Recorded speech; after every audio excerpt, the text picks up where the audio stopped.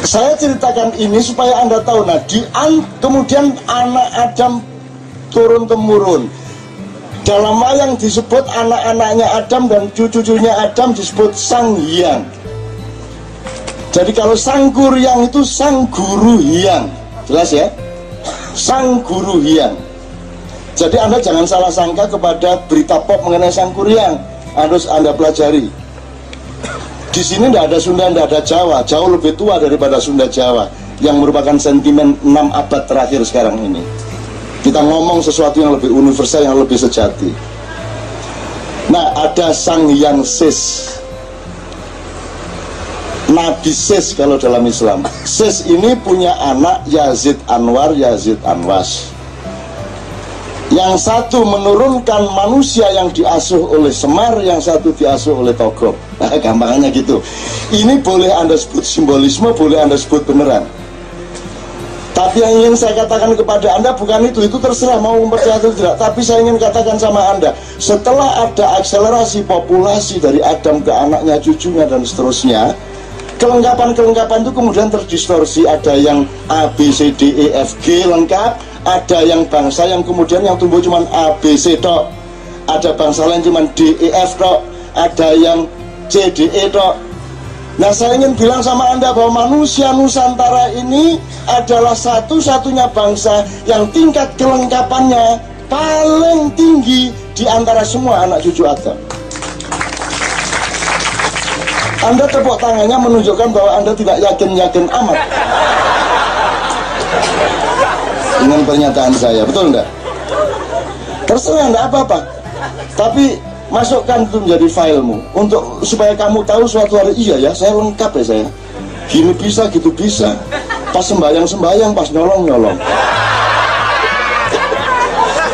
Ya kan? Pas korupsi, pas umroh gitu kan. Pokoknya ada seksi masing-masing gitu kan.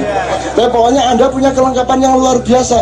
Coba pelajari genetik, ginekologi, coba pelajari sosiologi, pelajari antropologi. Anda lihat kelengkapan Anda. Kenapa Anda terpuruk? Justru karena Anda lengkap. Dan sudah 6 abad ini tidak bisa memaintain kelengkapannya, tidak bisa menjadi subjek dari dirinya sendiri. Mending orang cuma dagang soto, konsentrasi ke soto jadi besar, daripada Anda bisa apa saja, dagang soto bisa, ngojek bisa, magelaran bisa, akhirnya nggak jadi semua. Nah, itulah bangsa Indonesia. Wong bikin negara kok ikut pasar bebas.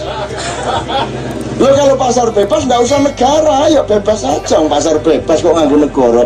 Gunanya negara itu untuk membatasi pasar bebas supaya tidak menghancurkan rakyatnya. Maka harus ada regulasi ekonomi, harus ada pengaturan harga, harus ada pembatasan impor dengan berpedoman supaya petani kita sendiri harus ditumbuhkan. Wong berambang gak ono, deli gak ono kok malah impor. Mestinya kan menumbuhkan kemampuan kita sendiri. Gitu loh. Nah, jadi teman-teman sekalian, solusinya tadi ternyata Sukosrono Sumanti tidak mampu. Kita harus ngomong mengenai kemungkinan dari kemampuan-kemampuan yang lebih tinggi dari kita. Maka sekarang ada nggak yang ingin bermimpi ditemuin oleh Rasulullah? Hampir semua kan. Sekarang kalau nggak Rasulullah, cuman yang datang cuman Amr bin As, mau tak? Wes nggak Amr bin As, wes Gus Dur wes mau tak? Mau. Jalan nggak usah Gus Dur, Mbah Surip wes, alhamdulillah wes Mbah Surip wes. Ditemani Mbah Surip seneng tak mas? Saya nggak ngomong Rasulullah, nggak ngomong Mbah Surip, nggak ngomong. Yang ingin saya omongkan adalah, betulkah Anda tidak hidup bersama mereka lagi? Betulkah mereka tidak bersama kita lagi? Mereka tetap bersama kita. Masalahnya Anda tidak pernah dididik untuk mengembangkan kepekaan dan pengetahuan untuk kontak dengan mereka. Betul kan? Kalau Musa ngomong gini katanya kelme, tapi cita-citanya ditemui Rasulullah. Akhirnya itu Rasulullah betul-betul nggak terkesan seperti Rasulullah. Iya. Kalau memang Rasulullah bisa menemuimu, kamu juga harus mau membuka kemungkinan bahwa yang bukan Rasulullah juga bisa menemui kamu, lepas dari itu halal atau tidak. Karena ada 3 macam orang yang katanya sudah meninggal tapi bisa ketemu sama Anda. Satu, karena kualitasnya lulus, dia kapan saja bisa menemui Anda. Nomor 2, yang oleh Allah dibilang tidak lulus tapi masih punya kemungkinan untuk melakukan mengulang, sehingga dia mencoba meneliti lagi dan melakukan deteksi lagi. Yang ketiga adalah orang yang sudah pasti tidak bisa mendapatkan jatah untuk datang ke kita lagi, tapi dia memaksa karena dia tidak pernah puas di dalam hidupnya. Nah, itu yang disebut hantu. Itu yang disebut yang ganggu di rumah Anda. Itu yang disebut di pojok-pojok sana, di bawah pohon. Itulah mereka orang-orang yang tidak punya hak untuk kembali ke kita, tapi mereka terus memberontak karena roketnya ketika meninggal itu ke sana, dia akan tetap di sana. Nah, 3 orang ojo takon ini dari kitab apa aja? Ya kitab mbahmu. Karena kita apa sebenarnya itu percaya jubun, nggak percaya buaan. Nah, terakhir gini, teman-teman sekalian, dari seluruh kemungkinan, karena Sukosrono Sumantri sekarang Tiwi Kromo saja, Kresno Duto saja, itu belum tentu efektif untuk keadaan Indonesia sekarang. Terus siapa yang mau Tiwi Kromo itu Anda menjadi seolah-olah besar, terkesan raksasa. Jadi negosiasinya gagal, Kresno keluar dari keraton Astina, terus dia keluar menjadi raksasa besar, kan gitu kan? Nah, ketakutanlah si Duryudono dan adik-adiknya yang 99 orang. Akhirnya dia mau menuruti rekonsiliasi dengan Pandawa. Nah, sekarang kan Pandawa sedang terusir, dan dia sedang ada yang berjudi, ada yang terkapar-kapar di hutan dan lain sebagainya. Maka teman-teman sekalian, sekarang ini adalah saat di mana Anda tidak peduli Anda tahu apa tidak masalah di Indonesia. Tidak peduli apakah Anda ini orang Indonesia atau bukan. Tidak peduli apakah Anda ini setuju sama pemerintahan atau tidak. Tidak peduli apakah Anda ini suka menjadi bangsa Indonesia atau tidak suka saat ini dengan fakta-fakta yang seperti ini. Tidak peduli apapun perasaan Anda dan pendapat Anda. Tapi ada satu yang pasti. Sekarang ini Anda harus merenung dan siap mengambil keputusan-keputusan yang mendasar dalam hidup Anda. Jangan lewat waktu. Apa itu masalah keluargamu, masalah dirimu, masalah bangsamu, tapi sekarang adalah saat dimana harus menyiapkan diri untuk mengambil keputusan-keputusan mendasar. This is about a time. 28, 29 my age. Ya. Jadi jangan ada, ini sekarang big deal ini. Your life is a real big deal sekarang ini. Pikirkan kembali semua urusanmu dan jangan sekilas-sekilas. Sekarang ini Anda harus mengambil keputusan. Ya, keputusan Anda boleh salah, boleh tidak salah. Tidak penting apakah itu efektif atau tidak, tapi Anda harus jujur dan tegas kepada urusanmu. Itu masalahnya. Nah,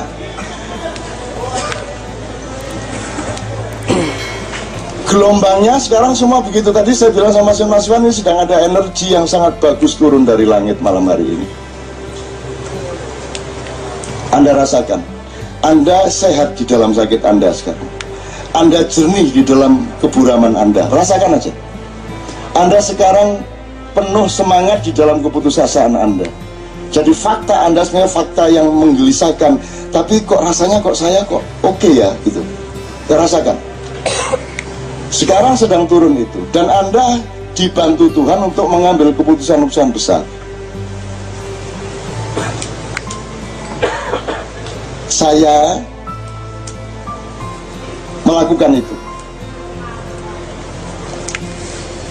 Jadi tanggal 28 September di Kadipiro saya akan nanggap wayang. Wayangnya bukan wayang seperti yang pernah Anda tonton. Dan wayang itu tidak seperti yang penghargaan UNESCO. Wayang itu bukan budaya folklore lisan. wayang itu budaya sastra teks. Jadi wayang nanti jika dipiro 9 jam dari setengah 8 sampai jam 5 subuh, itu tidak bisa dikurangi satu kata pun. Fix seperti itu. Wiritannya atau mantranya sekitar 1 jam. Untuk apa? Loh kok Cak Nun kok wayangan? Saya diperintah Allah untuk menjadi manusia Jawa. Saya tidak berani membantah. Dan kewajiban saya adalah mempelajari nenek moyang saya, mempelajari filosofi bangsa saya, supaya berguna untuk orang-orang seluruh dunia. Kalau saya Lombok, saya harus menjadi Lombok yang benar-benar Lombok, supaya saya berguna untuk gado-gado, berguna untuk lontong balap, berguna untuk yang lain. Betul nggak? Jadi jangan salahkan kalau saya mendalami kelombokan saya, mendalami kejawaan saya. Dan jangan takut saya menjadi Jawa terus tidak Islam. Siapa bilang Jawa sama Islam itu sesuatu yang berbeda?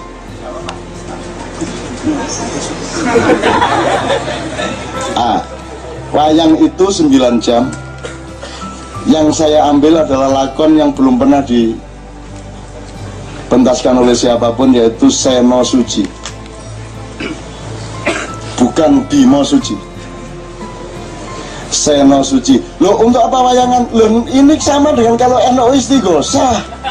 Kok ruwet sampean? Sama dengan sampean silo esuk-esuk ala Gusti Allah utang kula mboten saged mbayar. Ayo padha karo iku. Niatnya cuma itu. Jangan ngomong klenik ya, jangan ada yang ngomong klenik. Kecuali Anda bisa menjelaskan kepada saya apa kata klenik itu. Apa artinya klenik? Who can explain that? 29 my age. I am from the birthday of Jombang. Apa artinya klenik? Klenik itu apa artinya? Terangkan secara epistemologis. Siapa? Itu bahasa Jawa, bahasa Kawi, Sanskerta modern, Sanskerta kuno, Arab, Urdu, Swahili, Latin. Bahasa mana itu klenik? Kenapa kamu selalu keluar dari mulutmu kata yang kamu sendiri tidak pernah mengerti?